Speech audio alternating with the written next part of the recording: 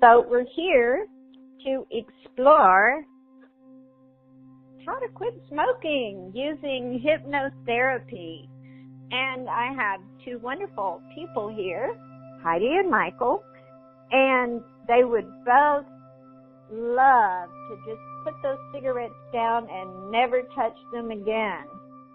So, Heidi, do you mind telling me what kind of problems smoking has been causing for you?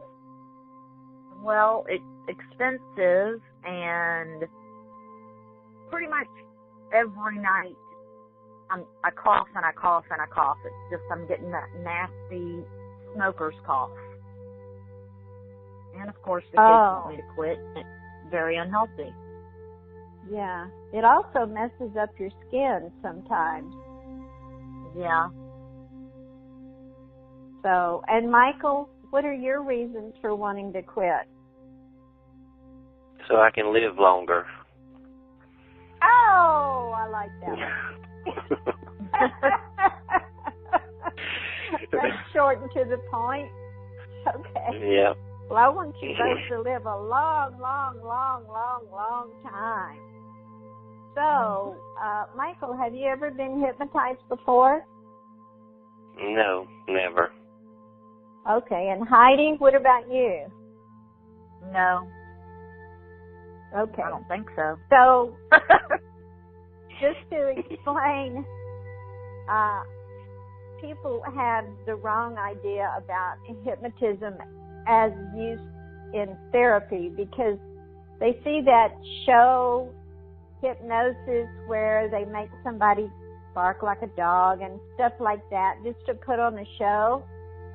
And in my training, which I trained with one of the most famous guys in the world, Bert Goldman of the Silva Mind Control fame, and really big in something called Mind Valley. He's famous all over the world.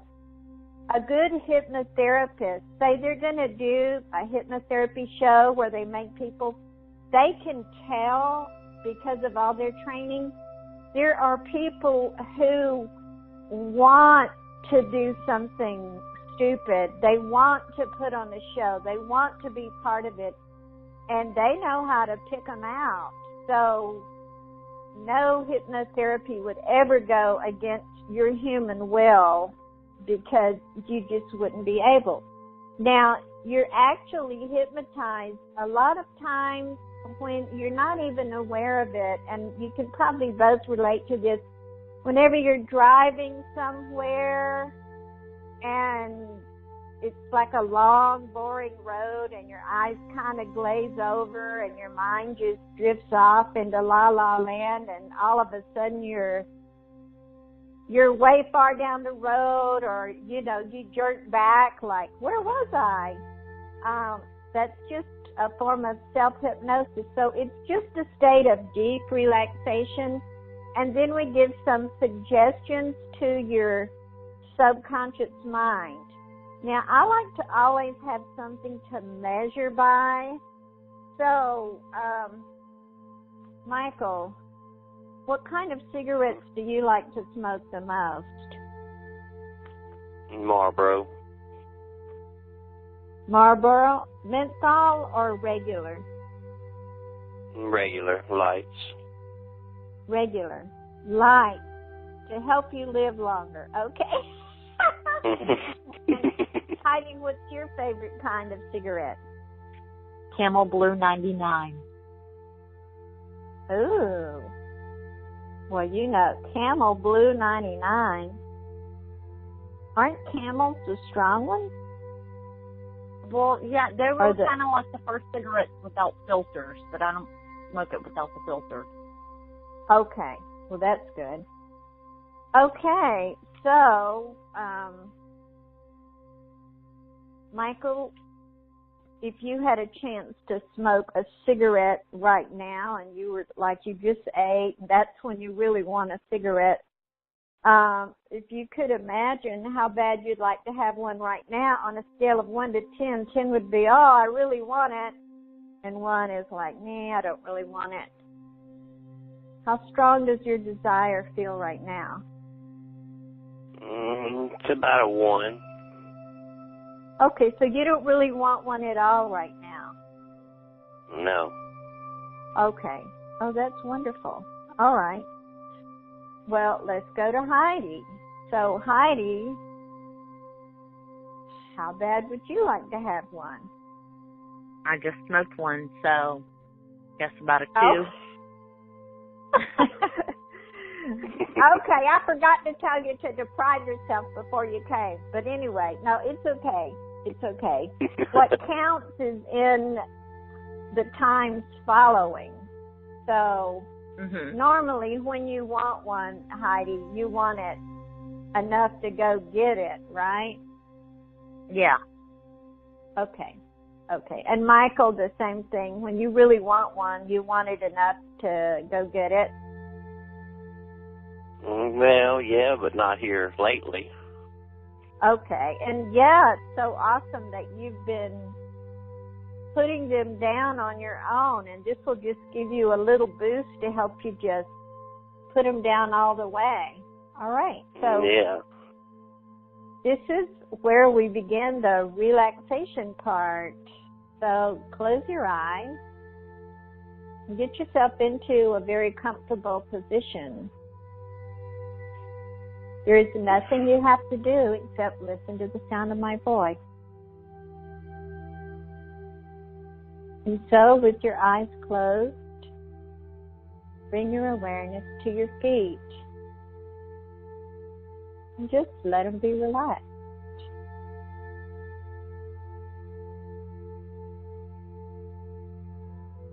And now bring your awareness to your calves. And all the muscles in your calves simply relax. Bring your awareness to your upper legs. And all those muscles in your upper legs relax.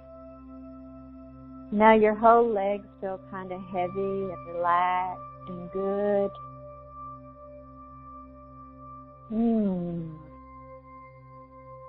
This warm sensation is creeping from your feet to your legs, all the way up to your hips. Just allow all those muscles in your hips to relax. It's really good to relax and not have to worry about doing anything except listening to the sound of my voice. Allow that relaxation to creep up into your spinal column. Every little vertebrae of your spine becomes so relaxed. Even your spinal column fluid becomes filled with this warm energy of relaxation.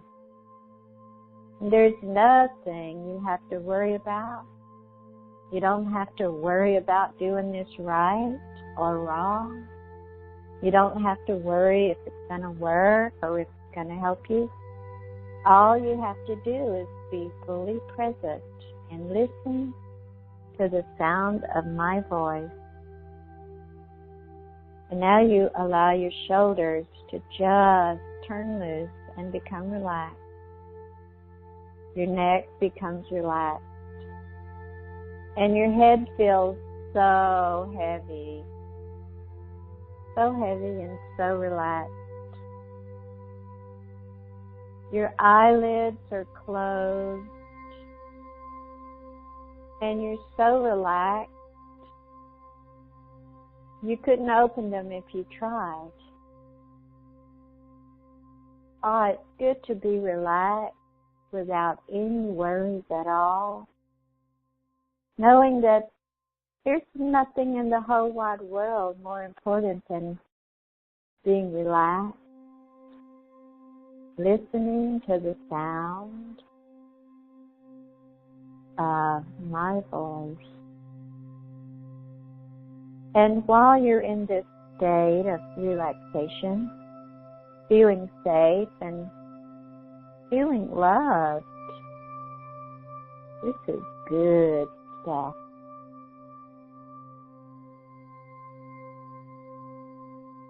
I want you to think about a pack of your favorite cigarettes. It's not opened yet. It's brand new. You just picked it up from the store today.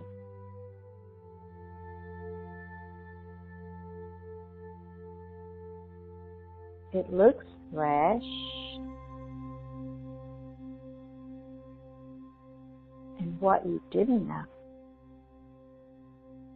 was that in the factory where they made these cigarettes, in both factories, there was something going on when your batch of cigarettes was made. There was a process where they dry the tobacco and they make it just right to go into the cigarette. However, that day, in both of the factories,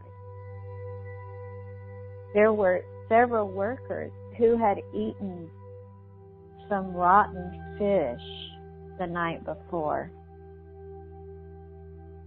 And when they saw that tobacco going through the processing, they couldn't help it.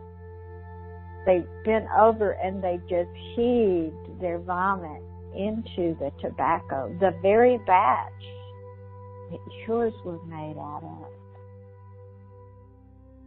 And that vomit, stinking like rotten fish, got mixed all in the tobacco. Little chunks of rotten fish, chunks of putrid vomit.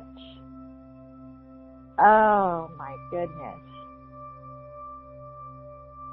It was such a mess, but they were terrified to tell the boss because that's thousands of dollars worth of tobacco. They didn't say a word. They just let that tobacco get processed up. And then it got put into the bottom part of the cigarette. Now, the next step is to put the filter on the cigarette once the tobacco gets rolled. And fortunately, there was no vomit on the filter part of the process. However, that very night, when the filters were being made, there was a family of feral cats that came in there and made it. And they were squirting that horrible, musty smell. And they became so impassioned that they just began to shit, cat shit, all over that processing bin where the filters are. That cat shit got mixed all up in the filters. And that sperm from those male cats, that stuff they spray, got mixed all up in there, but nobody saw it. When the workers came in the next day, they did notice, my God, what is that smell? And they did notice that the filters looked just a little funny, but they sure weren't going to say anything. Their boss had already been threatening to cut their hours, and so these filters got put upon the very cigarettes that had all the vomit. And even the workers noticed, wow, there's something about this, but nobody said a word. Everybody was too afraid to lose their job. And so they did place these cigarettes in a kind of cold place for a little while once they got all packaged up so that it wouldn't be so noticeable. However, when the cigarettes were on their way to the very store where you bought them, no one noticed that some flies had been landing on those filters and in that tobacco, and they laid maggot eggs. And the maggot eggs, you can't even see them, but they're in the filters, they're in the tobacco. And if you were to reach and open that pack right now, you could look at that filter and you could see tiny, tiny, tiny, almost microscopic little flecks, maggot eggs.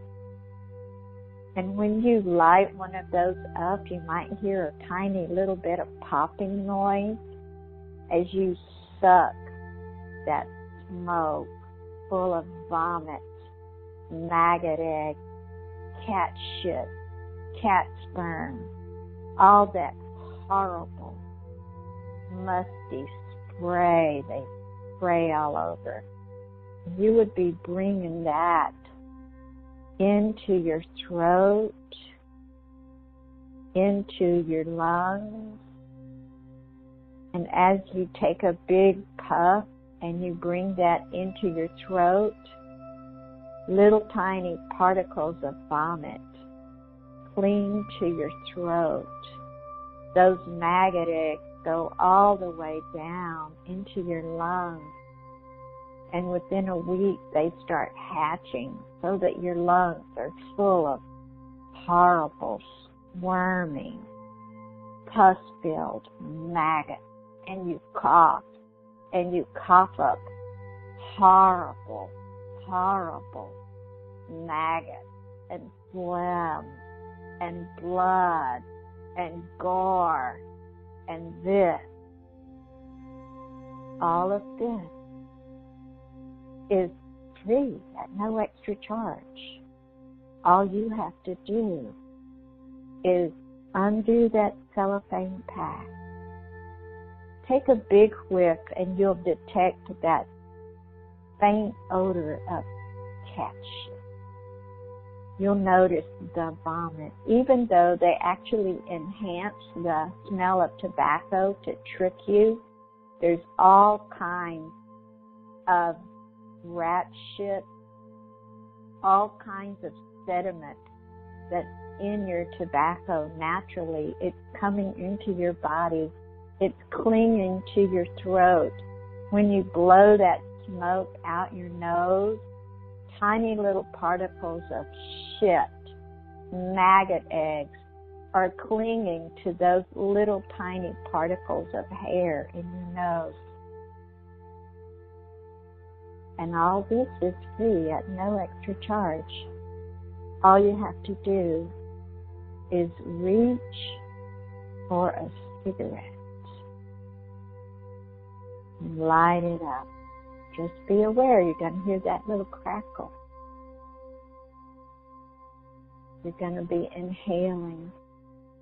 And it doesn't matter where you go to buy you a new pack of cigarettes. On the day that this happened, your brand or brands was affected. In some cases, it was even worse because in one batch, there was a whole family of rats when they were mixing up the tobacco that fell in and they got grated, and all their rat hair, rat eyeballs, rat guts, rat shit got all mixed up.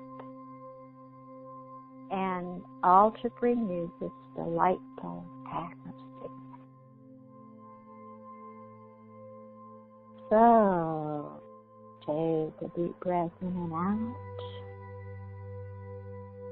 As your subconscious mind takes in this picture, you sight these sounds of this revulsion therapy. Integrating these pictures within your subconscious mind, integrating it within the stomach meridian, integrating it deeply in your subconscious mind. Whenever you think of smoking a cigarette, your first thought is going to go to vomit.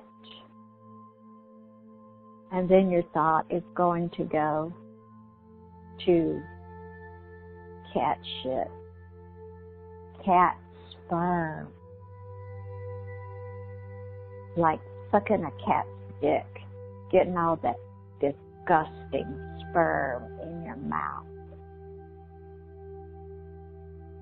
Revolting.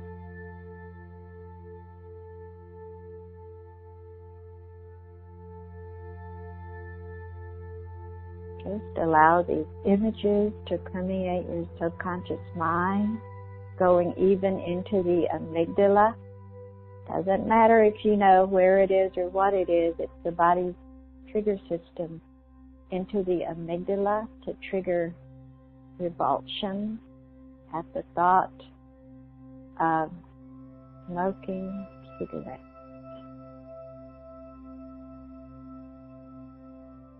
In a few moments, I'm going to count from 1 to 5. And when I get to the number 5, I'm going to snap my fingers and you're going to become wide awake, feeling refreshed, and quite possibly about to puke your guts up. 1, 2, coming up slowly. 3, coming up. 4, coming up. 5, wide awake. Oh, I feel like I'm going to throw up. My stomach does hurt. Me too. How bad do you want a cigarette? Not at all. I don't want no cigarette right now. No, like my mouth is watering. Yeah. Oh, wow. Okay, so I love you both, and I don't want no maggot eggs getting down in your lungs. You know what's sad is that it's very likely close to being true.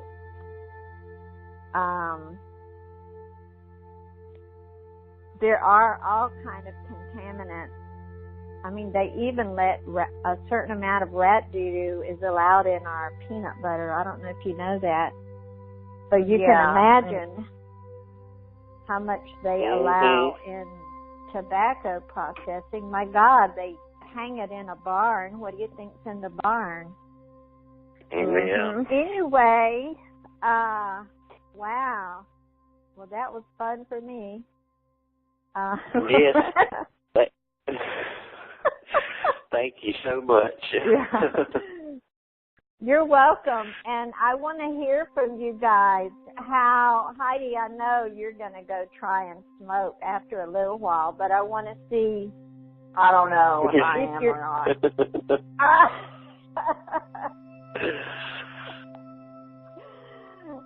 Okay. But if I do, I will tell you. Okay. It was my pleasure to assist you all, people I love, and thank you so much. Thank you.